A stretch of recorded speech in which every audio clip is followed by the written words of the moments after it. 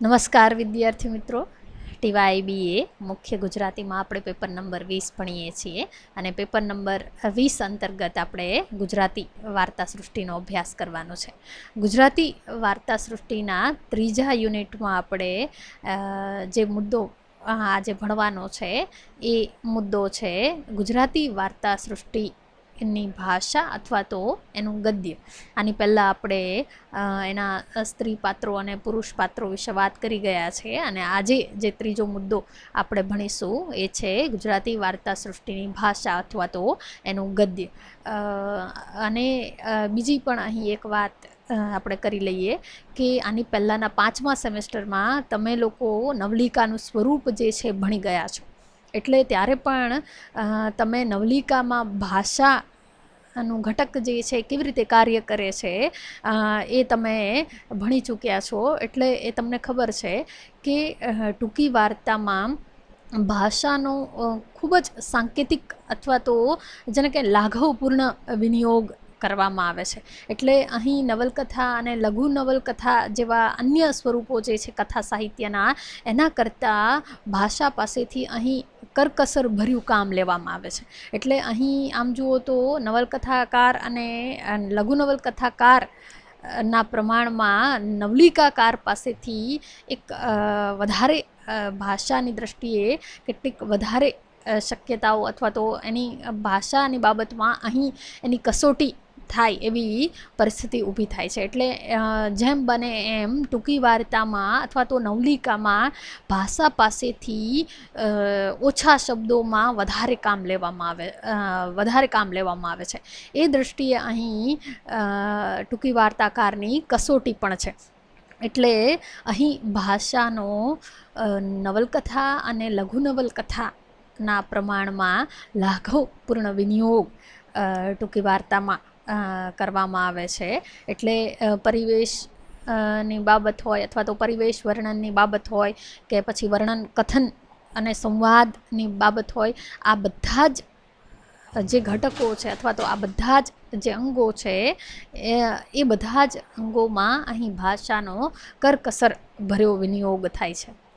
આ બધા જ જે અંગો છે એમાં ક્યાંય વિગતે વર્ણન ન થઈ જાય અથવા તો ક્યાંય દીર્ઘ સૂત્રિતા ન પ્રવેશી જાય એની ખાસ તકેદારી ટૂંકી વાર્તાકારે રાખવાની હોય છે. એટલે ટૂંકી વાર્તામાં લેખકે શબ્દોની શક્ય એટલી કરકસર કરવી પડે છે અને ટૂંકી વાર્તામાં વર્ણન, કથન, સંવાદ, મિતાક્ષરી એટલે કે નાના અને બહુ સૂચક સંકેતાત્મક વ્યંજના ગર્ભ એવા હોય એ આવશ્યક છે. એમાં ઘણીવાર તો વાર્તાનો જે ધ્વનિ છે એ કેટલીક વાર જે વાક્યની પાછળ અધ્યાહાર હોય છે તેમાં પણ છુપાયેલો હોય છે. કેટલીક વાર ભાંગેલા તૂટેલા જે અડધા વાક્યો હોય છે એમાં પણ એનો ધ્વનિ અથવા તો એનો વ્યંગ્ય જે છે, એનો વ્યંજના જે છે એ છુપાયેલી હોય છે. એટલે એ રીતે ભાવક પાસેથી પણ અહીં વધારે અપેક્ષાઓ રહે છે અને એ દૃષ્ટિએ ટૂંકી વાર્તામાં ભાષાનો ખૂબ જ સંકેતાત્મક અને જેને કહે ને કે એક વ્યંજના સભર ભાષાનો વિનિયોગ થયો હોય એ રીતે ભાષા જે છે એ ટૂંકી વાર્તામાં પ્રયોજવામાં આવે છે. એટલે જેને કહે ને આની પહેલાં પણ જ્યારે આપણે સ્વરૂપની ચર્ચા કરતા હતા ત્યારે આપણે એક વાત કરી હતી કે ટૂંકી વાર્તામાં રહસ્ય ગર્ભ ક્ષણનું આલેખન હોય છે. એટલે ભાષા એવી હોવી જોઈએ કે આ રહસ્ય ગર્ભ ક્ષણને આકારિત કરી શકે, એની વ્યંજનાને જાળવી શકે એવી વ્યંજક ભાષા જે છે એ ટૂંકી વાર્તામાં પ્રયોજાવી જોઈએ અથવા તો ટૂંકી વાર્તા માટે એ આવશ્યક બની રહે છે. એટલે એ રીતે ભાષા જે છે જેમ બને એમ કરકસર ભરેલી અથવા તો સાંકેતિક ભાષા જે છે, લાઘવપૂર્ણ ભાષા જે છે એ ટૂંકી વાર્તામાં પ્રયોજાતી હોય છે. હવે આપણે જે વાત કરવાની છે એ જે આપણી ગુજરાતી વાર્તા સૃષ્ટિ છે એમાંની જે આપણી કેટલીક સિલેબસમાં નિર્ધારિત કરેલી વાર્તાઓ છે એની ભાષા કયા પ્રકારની છે અથવા તો એની ભાષા જે છે કેવી છે એ વ્યંજનાસભર ભાષા છે ખરી કે નહીં, એની વાત આપણે અહીં કરવાની છે. તો ભાષાની વાત જ્યારે કરવાની હોય ત્યારે કથન, વર્ણન, સંવાદ, આ ત્રણેય જે ભાષાના ઘટકો છે એને ધ્યાનમાં રાખી અને એની ભાષા અથવા તો એના ગદ્યની વાત થઈ શકે.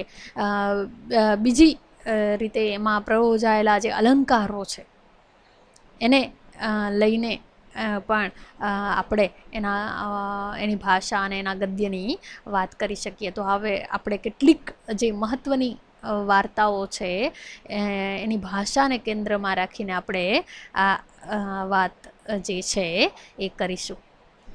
આપણે પહેલાં વાત કરી કે કથન, વર્ણન અને સંવાદ જે છે એ ભાષાના 3 મહત્ત્વના અંગો છે. અને આપણે ભાષાનો જ્યારે અભ્યાસ કરવાનો હોય ત્યારે અથવા તો ગદ્યનો જ્યારે અભ્યાસ કરવાનો હોય ત્યારે આપણે આ 3 એના જે અંગો છે એને ધ્યાનમાં રાખીને આપણે એનો અભ્યાસ કરી શકીએ. અથવા તો એમાં જે અલંકારો પ્રયોજાયા હોય એને સાથે લઈ અને કેટલાક પ્રદેશ વિશેષ જે શબ્દો હોય જેના કારણે એક આખો પરિવેશ ઊભો થતો હોય, આ બધા જે તત્વો છે એને આપણે કેન્દ્રમાં રાખી અને ભાષા અથવા ગદ્યનો અભ્યાસ કરી શકીએ. એટલે આપણી પહેલી વાર્તા જે છે પોસ્ટ ઓફિસ, આપણે પુરુષ પાત્રોની વાત કરતા હતા ત્યારે એમાં અલી ડોસાના પાત્રની વાત કરી હતી. અહીં તમે જ્યારે પોસ્ટ ઓફિસ વાર્તા વાંચો છો ત્યારે શરૂઆતમાં જ એમાં એક પાછલી રાત્રિનું એક દ્રશ્ય મૂકવામાં આવે છે. એટલે પરિવેશની દ્રષ્ટિએ જ્યારે આપણે વાત કરીએ, પરિવેશનું જે વર્ણન થયેલું છે એ અહીં એક પાત્રની માનસિકતાને પણ જોડે છે. એટલે આ એક પરિવેશ વર્ણનની દ્રષ્ટિએ ધૂમકેતુના ગદ્યનો ઉત્તમ નમૂનો છે. એટલે આ ઉદાહરણ પણ આપણે અહીં લઈ શકીએ. એનાથી વિશેષ જ્યારે આપણે વાર્તામાં આગળ વધીએ છીએ ત્યારે જે અલી ડોસાની માનસિકતા છે અને એ પણ પોસ્ટ ઓફિસને કેન્દ્રમાં રાખીને, શા માટે પોસ્ટ ઓફિસ જે છે એ એનું અત્યારે આરાધ્ય સ્થળ બની ગયું છે અથવા તો એના માટે એક મંદિર જેવું સ્થળ બની ગયું છે, એ ધૂમકેતુએ બહુ જ સચોટ રીતે અહીં મૂકી આપ્યું છે. એનું ઉદાહરણ અહીં તમારી સમક્ષ નોંધવા માગું છું કે ભાવિક મનુષ્ય દાતારનું શિખર જોઈ જેમ શ્રદ્ધાથી આનંદ પામે તેમ વૃદ્ધ ડોસો, જો હજી અહીં આ વૃદ્ધના નામનો પરિચય આપવામાં આવ્યો નથી અથવા તો એના નામનો ઉલ્લેખ આપણને થયો નથી. હજી અહીં એનો વૃદ્ધ તરીકે જ ઉલ્લેખ આવે છે. એટલે ભાવિક મનુષ્ય દાતારનું શિખર જોઈ જેમ શ્રદ્ધાથી આનંદ પામે તેમ વૃદ્ધ ડોસો આ મકાનની લાકડાની કમાન જોઈ આનંદ પામ્યો. એવું ત્યારે આપણે એક ભાવક તરીકે આપણે જિજ્ઞાસા થાય કે એવું તે કયું મકાન હશે કે જેને જોઈને આ વૃદ્ધ ડોસા અને આનંદ થાય છે. અને પછીથી એ સ્પષ્ટતા થાય છે કે મકાન કયું છે. કમાન પર એક જરી પુરાણા પાટિયામાં નવા અક્ષર લખ્યા હતા પોસ્ટ ઓફિસ. જો કેવી રીતે પોસ્ટ ઓફિસનો અહીં પરિચય આપવામાં આવ્યો છે કે અત્યાર સુધી પોસ્ટ ઓફિસનો પરિચય આપણને આ રીતે મળ્યો નથી. એટલે આ જે ધૂમકેતુની ભાષાનું એક મહત્ત્વનું ઉદાહરણ ગણી શકાય કે જે પાત્રના માનસને આ સ્થળ સાથે જોડે છે. એટલે કેવી રીતે આ પોસ્ટ ઓફિસ સાથે આ વૃદ્ધની માનસિકતા જોડાયેલી છે, જે એનો આનંદનો ભાવ હોય કે જે એનો ભાવ હોય એ અહીં આ સ્થળ સાથે એનો માનસિક ભાવ જે છે એ આ રીતે એના ભાષા દ્વારા અથવા તો એના ગદ્ય દ્વારા અહીં વ્યક્ત થયો છે. એટલે અહીં ભાષા પાસેથી આમ જુઓ તો બેવડું કામ લેવામાં આવ્યું છે. તો એવી જ રીતે એના પછીની બીજી મહત્ત્વની વાર્તા છે કે જેમાં અહીં પણ એક પિતાનું હૃદય આલેખાયેલું છે, રઘનાથનું, અને એ વાર્તા છે મુકુંદરાય. મુકુંદરાય વાર્તાના આરંભમાં પણ એક ચોક્કસ ગ્રામ્ય પરિવેશ મૂકવામાં આવ્યો છે અને એ પરિવેશ દ્વારા જ વાર્તાનો આરંભ થાય છે. અહીં વર્ણનની દ્રષ્ટિએ ભાષાનું ગદ્ય જે છે એ કેવી સર્જનાત્મકતા ધારણ કરે છે એના ઉદાહરણ તરીકે તમે આ આરંભનું દ્રશ્ય જે છે એ લઈ શકો છો. તો રવૈયા ગામમાં સવારના 9-10 વાગ્યે પાદરે વડલા હેઠળ ગામના ઢોર ભેગા થયેલા છે. વડનો છાયો ફરે અને તડકો પડે તેથી તપીને કોઈ ઢોર માંડ માંડ ઉઠી પાછું છાંયે જાય.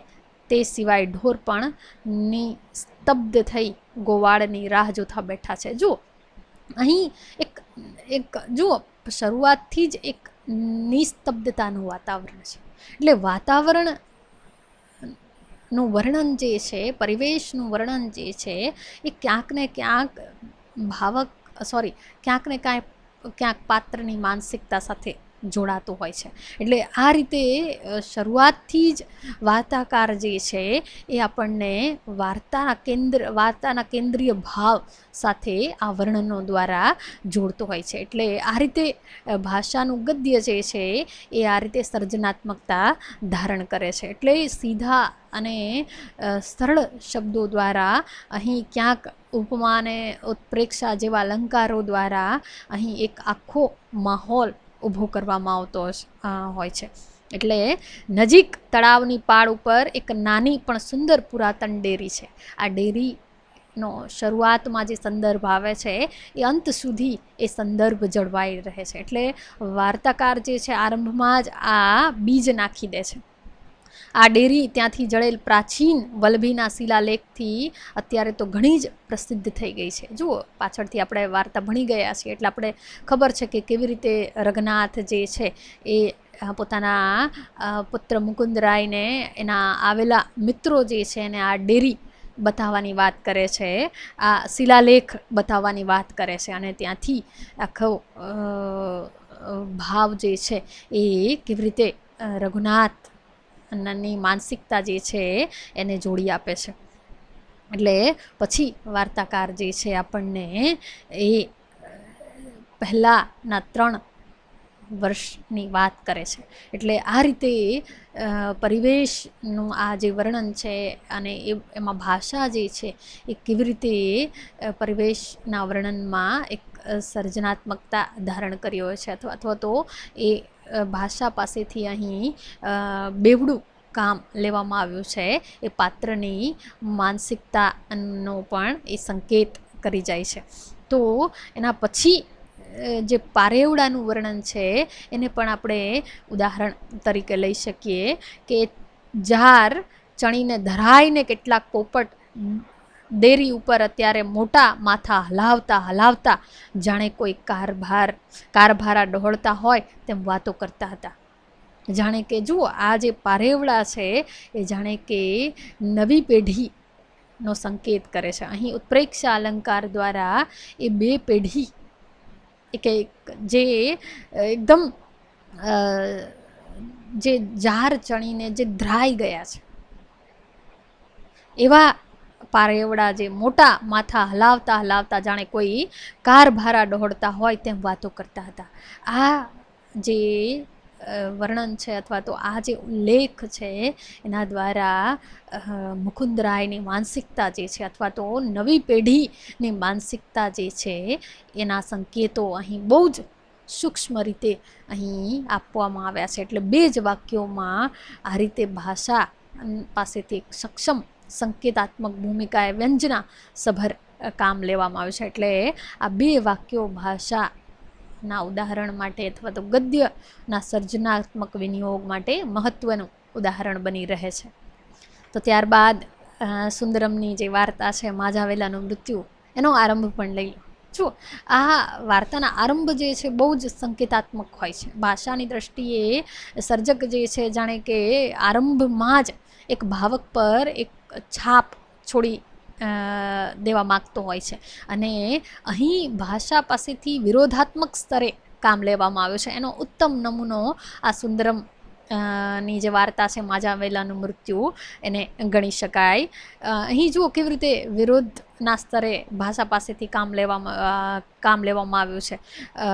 જુઓ કેવી રીતે સર્જક જે છે એ ભાષા દ્વારા એક જાણે કે એક મહેલ ઊભો કરે છે. પાત્રના પરિચય આપવા માટે થઈને કે એનું વર્ણન જે છે બહુ જ મજાનું છે. પ્રાચીન કાળના કોઈ કુલપતિની અદાથી માઝાવેલો બેઠો હતો. જુઓ કેવું આપણે એમ થાય કે માજોવેલો એટલે કોણ, તો કે જાણે કોઈ યુનિવર્સિટીનો કુલપતિ હોય એ રીતે એની ઓળખ આપવામાં આવી છે કે પ્રાચીન કાળના કોઈ કુલપતિની અદાથી. જો પહેલાં વલ્લભી વિદ્યાપીઠ લઈ લો કે તક્ષશિલા લઈ લો, એવી પ્રાચીન કાળની જે વિદ્યાપીઠો હોય એનો કુલપતિ છે આ માજોવેલો, એવી એની ઓળખ આપવામાં આવી છે. અને પછી જ્યારે આપણે આગળ વાર્તામાં જઈએ છીએ ત્યારે આપણે ખબર પડે છે કે આ માજોવેલો કોણ છે. એટલે આમ ત્યારે આ મહેલ જે છે ક્ષણમાં જાણે કે આપણે સર્જક જે છે એ નીચે પટકે છે. એટલે આ રીતે જાણે એક ભાષા પાસેથી એક જેને કહે ને કે જાણે ભાષાની કેવી અહીં આપણે સમૃદ્ધિનો પરિચય થાય કે કુલપતિની અદાથી માજોવેલો બેઠો હતો. તેના માથે આકાશમાં અદૃશ્ય થતી ડાળીઓવાળા જુઓ વર્ણન જે એનું છે કે તમે કલ્પના કરો, તમને એ ભાષા એ પ્રકારની છે કે તમને તમારી સામે એક આખું દ્રશ્ય રચી આપે છે.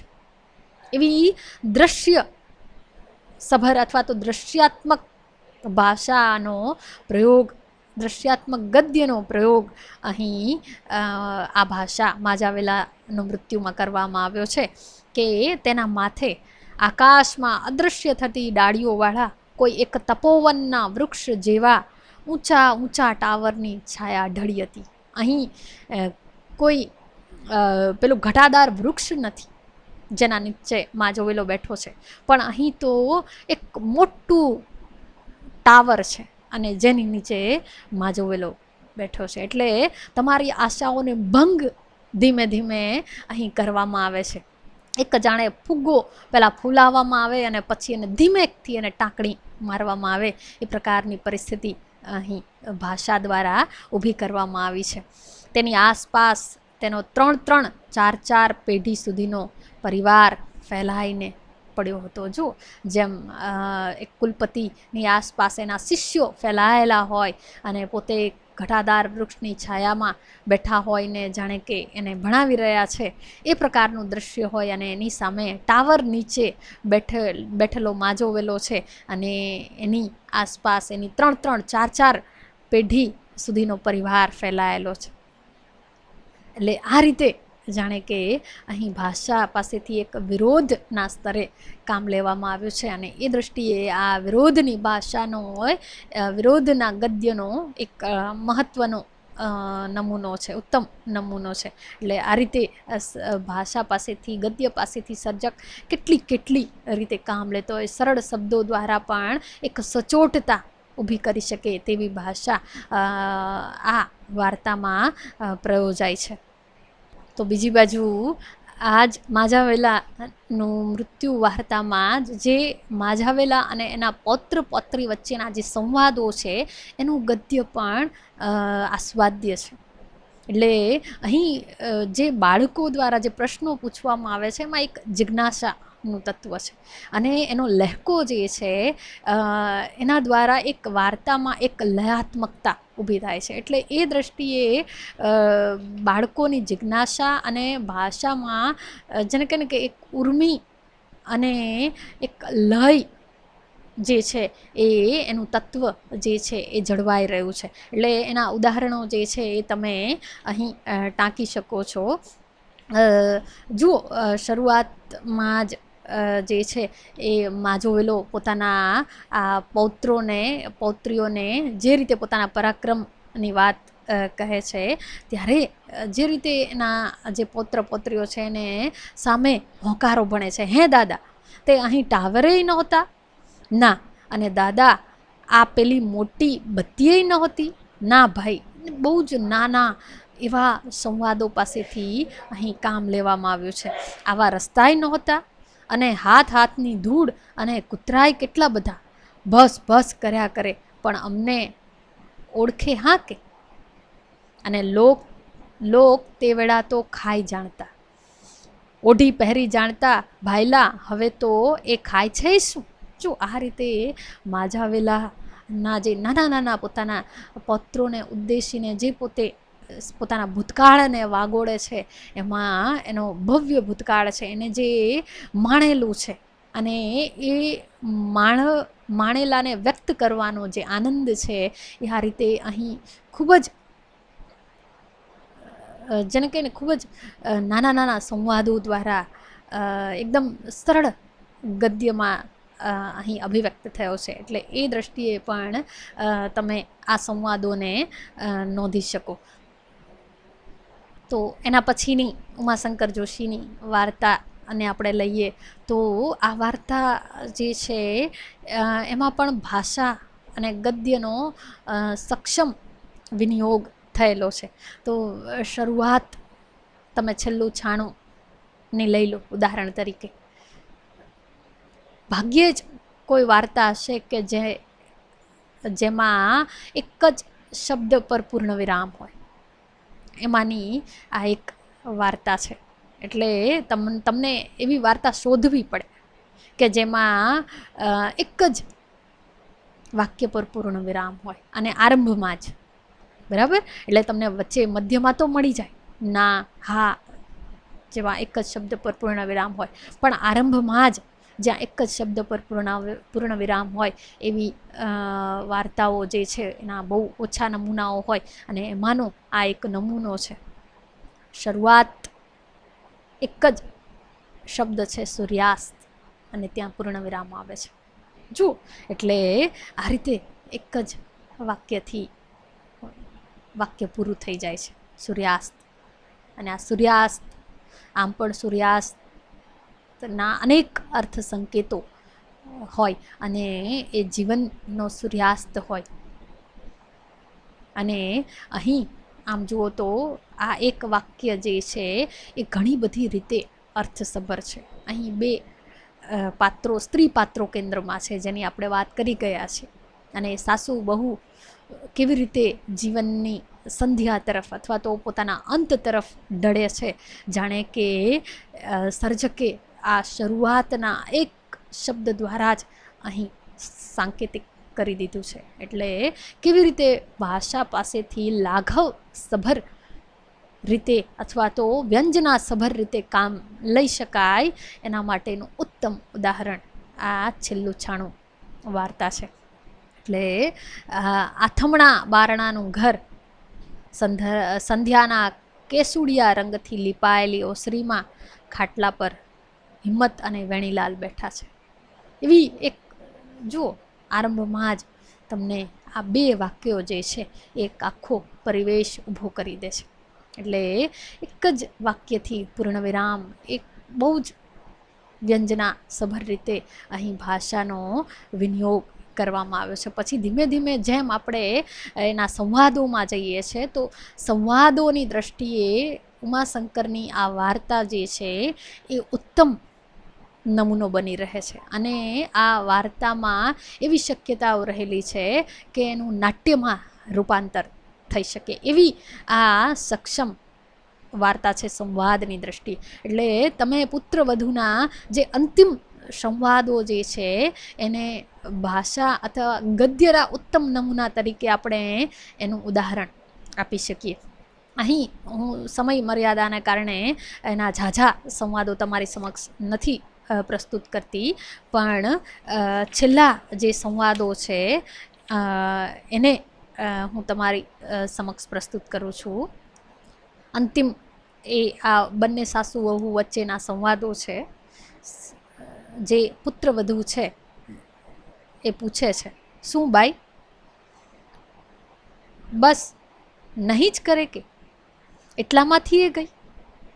પણ શું કહો ત્યારે ખબર પડે ને. જો હું મરી જાઉં એટલે તારે પોતે થઈને છાણું લઈને આગળ નીકળવું. વેણિયો કે વેણિયાનો છોકરો કે કોઈ નીકળ્યું તો મારો જીવ અવગતે જશે. આ તને કહી રાખ્યું. બોલ, થશે આટલું? જો અહીં આ તને કહી રાખ્યું પછી અધ્યાહાર છે. એટલે અહીં જે છે હજી શબ્દોને અવકાશ છે, પણ સર્જકે અહીં વ્યંજના પાસેથી કામ લીધું છે. બોલ, થશે આટલું? જાણે અંતિમ વચન લઈ રહી છે વૃદ્ધા. દાઢમાં સોડિયું વાળીને બેઠેલી જીવીએ અર્ધભાનમાં કહ્યું, હા હા, એમાં શું, બધાને હાંકી કાઢીશ, જરી સૌને વિચિત્ર લાગશે, પણ એમાં શું, વેણિયાના હાથનો દેવતા પામીએ તો સીધા નરકે જ જઈએ. તો આપણે એમનો દેવતા જ ન ખપે. બસ જો શરૂઆતમાં એ વેણિયાના ઘેર જ દેવતા લેવા ગયેલી જીવી અને અત્યારે અંતિમ સ્થિતિમાં વેણિયાનો દેવતા ન ખપે એવો સંવાદ જે છે આખો એક વિરોધ રચી આપે છે. બંનેના બદલાયેલા માનસ જે છે અહીં પ્રગટ થાય છે. કેવી રીતે આ કૌટુંબિક વૈમનસ્ય જે છે અથવા તો કૌટુંબિક કંકાસ જે છે એ માણસના મનને અથવા તો એના મનમાંથી પ્રેમને કેવી રીતે તદ્દન ભૂંસી નાખે છે, એનો સંકેત અહીં જોઈ શકાય છે. એટલે જીવીમાં જે વેણિયાના પુત્ર માટે જે માતૃત્વ પડેલું છે એને પણ ધીમે ધીમે આ કૌટુંબિક વેર જે છે એને ગ્રસી જાય છે અને આ સંવાદો જે છે એનો પરિચય કરાવે છે.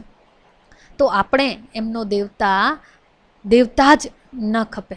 બસ હવે સમજી એને એના ઘરનાનું જ છાણું છો દોરતો.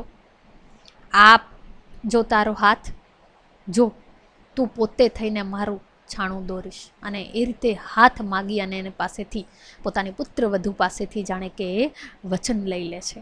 એને પણ આ ડોસીનું જે માનસ હતું, એના મનમાં જે પોતાના પિતરાઈઓ માટે વહેર હતું, એ વહેર જે છે એ જીવીના મનમાં પણ એ ઘોળાઈ જાય છે. અને આ સંવાદો જે છે એના માટેનું ઉત્તમ ઉદાહરણ બની શકે છે. એટલે એ દ્રષ્ટિએ એ ઉત્તમ સચોટ સંવાદો પાસેથી સર્જકે અહીં વ્યંજના સભર કામ લીધું છે, એનો આ નમૂનો બની રહે છે. તો એના પછીની વાર્તા છે ચુનીલાલ મળિયાની વાની મારી કોયલ. આ વાર્તા પણ પરિવેશ વર્ણનની દ્રષ્ટિએ એક ઉત્તમ નમૂનો બની રહે તેવી વાર્તા છે. અને અહીં પરિવેશનું જે રીતે કાર્ય સાધક વર્ણન થયું છે એ પાત્ર માનસને ઉજાગર કરે છે, પાત્રના માનસનો સંકેતાત્મક રીતે પરિચય આપે છે. અહીં ઘણા બધા ઉદાહરણો લઈ શકાય, પણ હું એવું એક ઉત્તમ સચોટ ઉદાહરણ તમારી સમક્ષ ગદ્યનો જે ઉત્તમ નમૂનો બની શકે એવું મૂકવા માગું છું. તમે એ વાર્તા વાંચી જ લીધી હશે એટલે મારે એમાં પડવાની જરૂર નથી. પણ સંતી જે છે એ પોતાના જે દાદા છે નરસિંહ ભગત, એને અફીણ દેવા માટે પોતાના આણાની સાંજ જે છે એ સાંજે આવે છે અને એ આકસ્મિક રીતે ગોવા ગળિયારા સાથે એ એકાંતની ક્ષણો માણે છે. એટલે આ જે આકસ્મિક બનાવ છે એ બનાવ પછી સંતીનું જે પરિવર્તન છે એ કેવી રીતે અહીં સક્ષમ રીતે ભાષામાં વ્યક્ત થયું છે એના માટેનું આ મળિયાના ગદ્યનું ઉત્તમ ઉદાહરણ અથવા તો ઉત્તમ નમૂનો બની શકે એવું આ ઉદાહરણ તમારી સામે મૂકું છું. અંધ ભગતને આજે સંતીમાં કંઈક આકસ્મિક ફેરફાર થયો લાગ્યો. હવે પછી જે શબ્દો છે ખૂબ મહત્ત્વના છે અને આ ફેરફાર જે છે કેવી રીતે સંકેતાત્મક રીતે સૂચવાઈ જાય છે. ક્યાંય આ બંનેનું મિલન થયું છે એવું સૂચવાયું નથી શબ્દોમાં, પરંતુ અહીં સંકેતો જ પડેલા છે.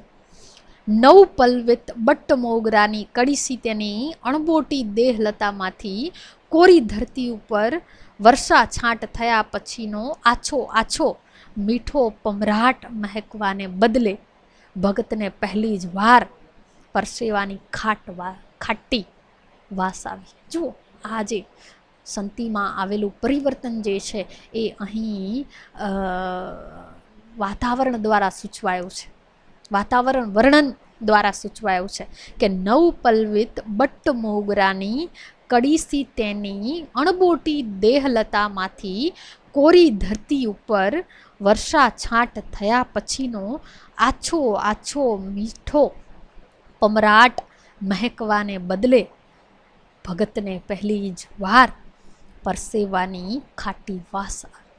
એટલે જે સંભોગ માણ્યા પછી બીજા પુરુષ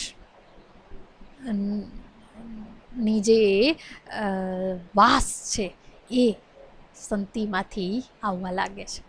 એટલે અહીં બહુ જ સંકેતાત્મક રીતે સંતિમાં આવેલા પરિવર્તનને અહીં ભાષા દ્વારા અથવા તો ગદ્ય દ્વારા અહીં અભિવ્યક્ત કરવામાં આવે છે. એટલે એ દ્રષ્ટિએ આ ગદ્યનો ઉત્તમ નમૂનો બની રહે છે. તો એના પછી આ જ વાર્તાનું તમે સર્જનાત્મક ગદ્યનો વિનિયોગ કેવી રીતે ભાષામાં થાય છે, અથવા તો જેમાં પૌરાણિક શબ્દો અથવા તો પરિકથાના શબ્દો આવતા હોય, તો જ્યારે સંતિ પોતાનો અપરાધ ભાવથી જ્યારે સભાન બને છે અને પોતે આપઘાત કરી લે છે, એના પછી જે નરસિંહ ભગતની માનસિક અવસ્થા થઈ જાય છે અથવા તો પોતાની માનસિકતા ગુમાવી દે છે, એને અભિવ્યક્ત કરવા માટે એ જે લવારી કરે છે, એ સમયે જે ભાષાનો પ્રયોગ અથવા તો જે ગદ્યનો પ્રયોગ થયેલો છે એ પણ ભાષાની દ્રષ્ટિએ આ વાર્તાનો ઉત્તમ નમૂનો બની રહે છે. એટલે કે જે રીતે સંતિ આપઘાત કરી લે છે, પછી નરસિંહ ભગતની જે માનસિક દશા છે ને આ રીતે એની લવારી દ્વારા અહીં અભિવ્યક્તિ મળી છે. તો અહીં હું એ કોટેશન નોંધું છું. આ મૃત્યુ લોકમાં ઇન્દ્ર રાજાની અપ્સરા જોગણીઓને ભેગી લઈને ક્રીડા કરવા ઉતરી. કંકુની પૂતળી જેવી અપ્સરાનું તેજના અંબાર જેવું રૂપ જોઈને આ મનખા દેહવાળો કોઈ માનવી અંધો બનીને ભૂલથી એના છેડાને અડી ગયો ને એના અડતા વહેત જ એ કંકુની પૂતળી રાખની ઢગલી થઈને છૂટી પડી. જો આ સંતિની જે દશા છે, એની પરિસ્થિતિ જે છે એ અહીં આ રીતે આ જે આપણી દંતકથાઓ જે છે, આપણી જે પૌરાણિક કથાઓ છે, એના દ્વારા આ નરસિંહ ભગતની લવારી રૂપે અહીં અભિવ્યક્ત થઈ છે. એટલે આ રીતે સંતિની જે સ્થિતિ છે આ કથા દ્વારા અહીં અભિવ્યક્તિ એને મળી છે. એટલે એ દ્રષ્ટિએ પણ આ ગદ્ય ના ઉદાહરણમાં એને નોંધી શકાય. એના પછી આપણે જયંત ખત્રીની જે લોહીનું ટીપું વાર્તા છે એ પણ ગદ્ય અને ભાષાની દ્રષ્ટિએ ઉત્તમ વાર્તા છે. અને એમાં જો પાત્રનો જે સ્વભાવ છે એને સર્જક બહુ જ આમ જો તો ભાષામાં, કારણ કે ટૂંકી વાર્તા એ લાઘવ પૂર્ણ સ્વરૂપ છે, એટલે અહીં કેવી રીતે એકાદ વાક્યમાં સર્જક જે છે પાત્રના સ્વભાવને આલેખી દે છે.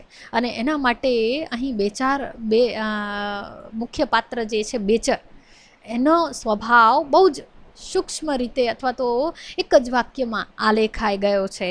એનું ઉદાહરણ નોંધું છું. એના વ્યક્તિત્વમાં ભઠ્ઠીના અંગાર અને લોઢાની કઠણાઈ હતા. જો બેચરના વ્યક્તિત્વમાં ભઠ્ઠીના અંગાર એટલે તાપપૂર્ણ વ્યક્તિત્વ છે, એકદમ ક્રોધી વ્યક્તિત્વ છે, અને લોઢાની કઠણાઈ હતા, સખત હતો. આ એક જ વાક્ય બેચરની માનસિકતાને પ્રગટ કરી દે છે. એટલે કેવી રીતે ટૂંકી વાર્તામાં ભાષા અને ગદ્યનું લાઘવપૂર્ણ આલેખન થાય છે, એના આ રીતે આપણને ઉદાહરણો ભાષામાંથી જ પ્રાપ્ત થાય છે. તો બીજું ઉદાહરણ જે છે આ જ વાર્તાનું, કે જે એની માનસિકતા, એના ક્રોધને પ્રગટ કરે છે. સર્જક ટૂંકી વાર્તામાં અથવા તો સાહિત્યમાં એવું કંઈ નથી દેતો કે બેચરને ક્રોધ આવ્યો, તો એ આપણી સામાન્ય ભાષા અને સાહિત્યની ભાષામાં કોઈ ભેદ જળવાતો નથી. પણ સર્જક આ રીતે ભાષા પાસેથી કામ લે છે કે એને ક્રોધ આવ્યો એ પ્રગટ કરવા માટે સર્જક કેવી રીતે ભાષાનો પ્રયોગ કરે છે, એનો આ નમૂનો આપણે જોઈએ તો બેચરની આંખોની ભઠ્ઠીમાં ભડકા બળવા લાગ્યા. જુઓ, ક્રોધની જે તીવ્રતા છે, એની પરાકાષ્ઠા જે છે આ રીતે અહીં અભિવ્યક્ત થઈ છે. બીજી બાજુ સતત ભઠ્ઠીનો જે પ્રયોગ છે એ બેચરના વ્યવસાય સાથે જોડાયેલો છે.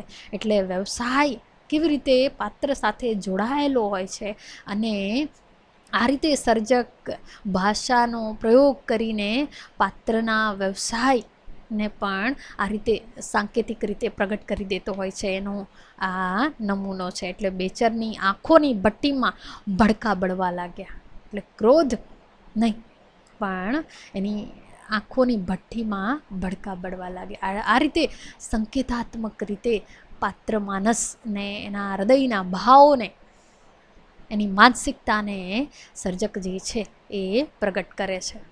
તો આ જ વાર્તા જે છે એમાં હલીમાના રૂપ સૌંદર્યને જોઈને બેચરની માનસિકતામાં જે પરિવર્તન આવે છે એ ગદ્યની દ્રષ્ટિએ એક ઉત્તમ નમૂનો લેખી શકાય. એનું ઉદાહરણ તમારી સમક્ષ મૂકવા માગું છું.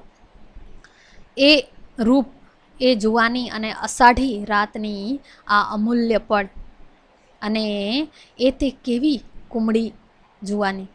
બેચરના હોઠ પર એક ગંદુ હાસ્ય આવી બેઠું અને એની આંખો બેઅદબ બની ઝીણી થઈ ગઈ. એની છાતીની ગરમી વધવા માંડી, એના સ્નાયુઓ તંગ થઈ ગયા. જો જે આ પ્રકારની ભાષા જે છે પાત્રના માનસ ને સૂચવે છે, એની માનસિક સ્થિતિ જે છે એને સચોટ રીતે અહીં વાંચા મળી છે. એટલે બહુ જ ઓછા શબ્દોમાં અહીં બેચરની માનસિકતાને પ્રગટ કરવામાં આવી છે. તો એના પછી એની બદલાયેલી જે માનસિકતા છે, એક બાજુ એ હલીમાના સૌંદર્યથી આકર્ષાયેલો છે અને એના પર તરાપ મારવા એ એના પર એકદમ તલપાપડ છે. અને એ જ ક્ષણે એની ખુલ્લી છાતી પર જે માદળિયું ઝૂલી રહ્યું છે એને ક્યાંક રોકે છે.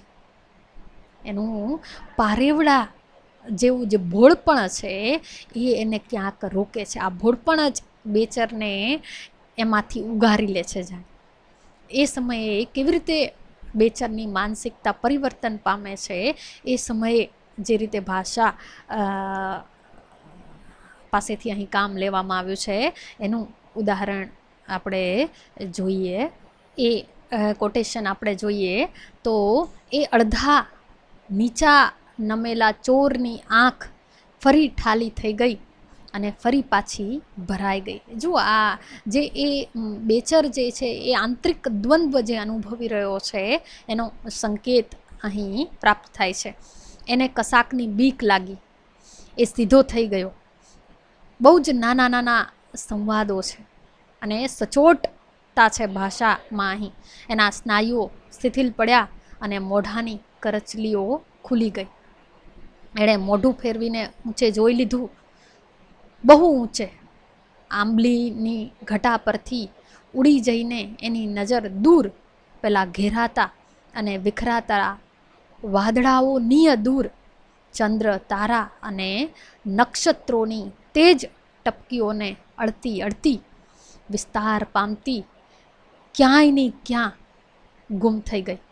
અને એ નજરની આડે બધે પેલા અબલખ પારેવડા જેવું હિલોળા ખાતું માદળિયું ફરી વળતું. જો અહીં અબલખ પારેવડા જેવું હિલોળા ખાતું માદળિયું, આ માદળિયું જે છે અને એની તુલના જે છે એ પારેવડા સાથે થઈ છે. અને પારેવડું જે છે એને આપણે હંમેશા ભોળપણના અર્થમાં લઈએ છીએ.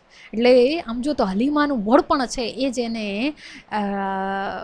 બેચરને આ માર્ગેથી અથવા તો એના કૌમાર્યને હણતા વાળે છે. અહીં ઉપમા જેવા અલંકારો પ્રયોજવામાં આવ્યા છે અને એ ભાષાનું સૌંદર્ય આ રીતે અલંકાર દ્વારા પ્રગટ થયું છે. બેચરના મનમાં એ ત્રિલોકના સૌંદર્યની પરાકાષ્ઠાનો આનંદ ફરી વળ્યો. જાણે કશુંક બનવા પામ્યું હતું, ક્યારનું બની ગયું હતું એનું એને ભાન થયું અને એને એક નિશ્વાસ છોડ્યો. એટલે આ વિકાર જે બેચરના મનમાં હલીમાના સૌંદર્યને જોઈને જાગૃત થયો હતો અને એના કારણે એક ક્ષણ એવી હતી કે એના સૌંદર્યને પામવા માટે થઈ અને બેચર જે છે એના પર જડુંબી જ રહે છે. પરંતુ આ માદળિયું જે છે એને જાણે કે આ માર્ગેથી વાળે છે. એટલે આ જે રીતે એની બે પ્રકારની માનસિકતા જે છે એ અહીં ખૂબ જ સક્ષમ રીતે અહીં ભાષા દ્વારા અહીં અભિવ્યક્ત કરવામાં આવી છે. તો સુવરનો બચ્ચો, કોના લોહીનું ટીપું જેવા જે શબ્દ પ્રયોગો છે પોતાના જ પુત્ર કનૈયા માટે, એ પણ અહીં જાણે કે વ્યંજના સ્તરે અહીં પ્રયોજાયા છે. અને એ રીતે અહીં આ શબ્દો પાસેથી પણ બે સ્તરે કામ લેવામાં આવ્યું છે. એ દ્રષ્ટિએ પણ અહીં ભાષાની વ્યંજના જે છે કેવી રીતે આ શબ્દો દ્વારા પ્રગટ થઈ છે એને પણ તમે અહીં નોંધી શકો છો.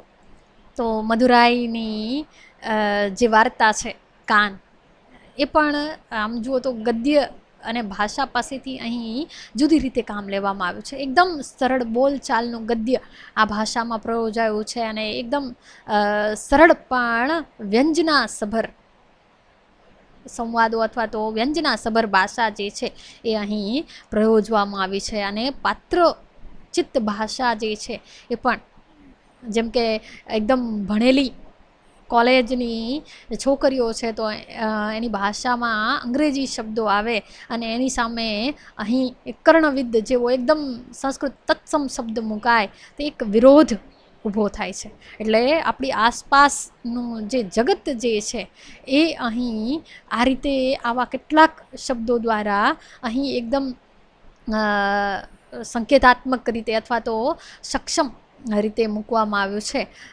એ જે કોલેજની છોકરીઓ છે એ કેવી રીતે હરિયાના કાનના વખાણ કરે છે અને એના માટે એના વખાણ કરતાં જે રીતે એ શબ્દો પ્રયોજે છે કે તમારો કાન પણ બહુ ઇન્ટરેસ્ટિંગ છે, આવો શબ્દ પ્રયોગ જે છે એ પાત્રોચિત ભાષાનો નમૂનો છે. તો ત્યારબાદ હરિયાનો કાન જે છે એ આખા દેશમાં પ્રસિદ્ધ બની જાય છે અને પોતે એક હરિયા તરીકે નહીં, હરીશ તરીકે નહીં, પરંતુ કર્ણવિદ તરીકે ઓળખાવા લાગે છે. અને જાણે કે અહીં મધુરાય જે છે કેવી રીતે ઠેકડી ઉપહાસ કરવા માગે છે એ અહીં વ્યંજિત થાય છે. એટલે કર્ણવિદ એવો શબ્દ પ્રયોગ કરીને જાણે કે વ્યાજસુતી અલંકાર અહીં કરવામાં આવ્યો છે. એનું આ એક મહત્વનું ઉદાહરણ બની રહે છે. જો એના પછી કેવી રીતે એ ઠેકડીની પ્રક્રિયા આગળ વધે છે તો એક જ વાક્ય હું નોંધવા માગું છું. આ વાર્તાના અંતે નહીં પણ એને અંત પહેલાંનો જે પેરેગ્રાફ છે એમાં, એટલે કર્ણવિદ જ્યારે શિયાળામાં કાન ટોપી પહેરીને નીકળતા ત્યારે વળી ઠેબે દેવાતા. જો આમ જુઓ તો ધીમે ધીમે વાર્તા જે છે એક હતાશામાં જાણે કે સરી રહી છે. એક પ્રકારની ગમગીની ઠેકડી પાછળ જે છુપાયેલો ડંખ છે, નિરાશાનો ભાવ જે છે એ અહીં વ્યક્ત થાય છે. એટલે એકદમ આ સરળ ગદ્ય જે છે કેવી રીતે એક છલના છે, એક છેતરામણું છે, એ તમે વાર્તાના અંત તરફ જેમ જેમ જાઓ છો એની પ્રતીતિ કરાવે છે. હરિયો એટલે કાન અને કાન વિનાનો હરિયો એટલે શૂન્ય, અને એમાં ને એમાં હરિયો વીંટળાઈ રહ્યો છે, જે મનુષ્યનું અસ્તિત્વ કેવી રીતે ભૂંસાઈ રહ્યું છે. એક બાજુ વિરાટ માનવની કલ્પના, વિરાટની સાથેની સરખામણી, અને બીજી બાજુ આધુનિક સમયમાં અસ્તિત્વ શૂન્ય થતો મનુષ્ય જે છે એ આ રીતે હરિયાના પાત્ર દ્વારા આ વાર્તામાં એકદમ સાહજિક રીતે એકદમ સરળ ભાષામાં અહીં આલેખાયો છે. ચિંતા થાય એટલે એવી ચિંતા થાય કે કાલ સવારે હરિયાને માલુમ પડે કે દુનિયા બહુ આગળ નીકળી ગઈ છે અને દુનિયાના બધા જણ પાસે નાની મોટી ઘણી ચીજો પડી છે ટકવા. ધીમે ધીમે વાર્તા આપણને જાણે કે પોતાની અંદર ડોક્યું કરવા તરફ લઈ જાય છે.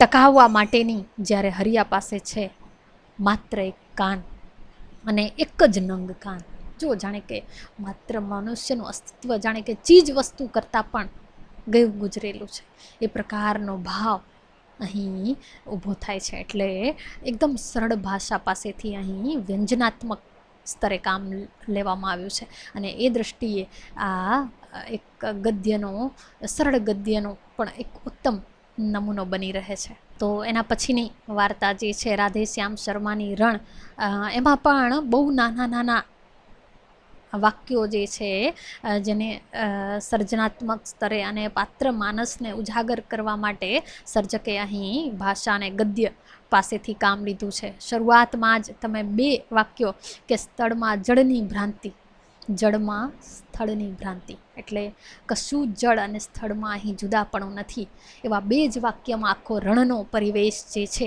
અહીં ઊભો કરી દેવામાં આવ્યો છે. 2 જ વાક્યો તમને આખો એક રણનો પરિવેશ ઊભો કરવા માટે જાણે કે સક્ષમ છે, એવો સક્ષમ અહીં ભાષાનો પ્રયોગ થયો છે. તો ત્યારબાદ મુજી અને રમૂજી જેવા પાત્રો જે છે એની માનસિકતા અથવા તો એની જે સ્થિતિ છે એને આલેખવા માટે કેવી રીતે અહીં ભાષા પાસેથી સર્જકે કામ લીધું છે એનું ઉદાહરણ અહીં તમારી સમક્ષ નોંધવા માગું છું. સાંજ, અહીં પૂર્ણ વિરામ નથી પણ અલ્પ વિરામ છે. જો ભાષામાં સર્જક જે છે વિરામ ચિહ્નો પાસેથી પણ કાર્ય સાધક કાર્ય લેતો હોય છે. એટલે સાંજ અલ્પ વિરામ છે. બંને હોઠ લબડાવી ફૂત ફૂત કરતા ઊંટની જેમ અહીં અલંકારો જે છે માણવા જેવા છે. ફૂત ફૂત કરતા ઊંટની જેમ બારી બહારના અફાટ રણ વિસ્તાર પર ઢળી, ત્યારે મોટા રૂમની વચ્ચેના મેજ પર શરાબ, સોડાની બાટલી અને 2 ગ્લાસ પડ્યા હતા. મુજી રમૂજીના ચહેરા આ સામગ્રી પર સમળીઓ સમાણા ઝળુંબેલા હતા. જુઓ, જાણે એના ચહેરા ઝળુંબેલા છે. કેવી રીતે ઝળુંબેલા છે એના માટે સર્જકે અહીં ઉપમા અલંકાર પ્રયોજ્યો છે. સમળીઓ જેવી રીતે પોતાના શિકાર પર એની દ્રષ્ટિ ઝળુંબેલી હોય, એવી રીતે મુજી રમૂજીના ચહેરાઓ જે છે એ આ ગ્લાસ પર ઝળુંબેલા હતા. એટલે આ પાત્રની માનસિકતાને અહીં ભાષા દ્વારા એકદમ સચોટ રીતે અહીં એને ઉજાગર કરવામાં આવી છે. એટલે આ રીતે કેટલાક આપણે ઉદાહરણો દ્વારા ગુજરાતી જે વાર્તા સૃષ્ટિ છે એના ગદ્યની, એની ભાષાની આપણે વાત કરી. આપણે કોઈ પણ કૃતિની ભાષા અથવા તો એના ગદ્યની વાત કરવી હોય ત્યારે આપણે ઉદાહરણો દ્વારા જ આપણે એની ભાષા અને એના ગદ્યની વાત કરી શકીએ. તો આપણે કેટલીક વાર્તાઓના નમૂના દ્વારા એની જે ભાષા છે એની વાત કરી, અને આ ઉદાહરણો જો તમે યાદ રાખી અને પછી એની વાત કરશો તો જ એ વધારે અસરકારક એને બનાવી શકાય, અને તો જ આપણે એને યોગ્ય રીતે વ્યક્ત કરી શકીએ. અહીં જે આ ગુજરાતી વાર્તા સૃષ્ટિની ભાષા અથવા તેનો ગદ્યનો મુદ્દો જે છે એને પૂરો કરીએ છીએ. અસ્તુ.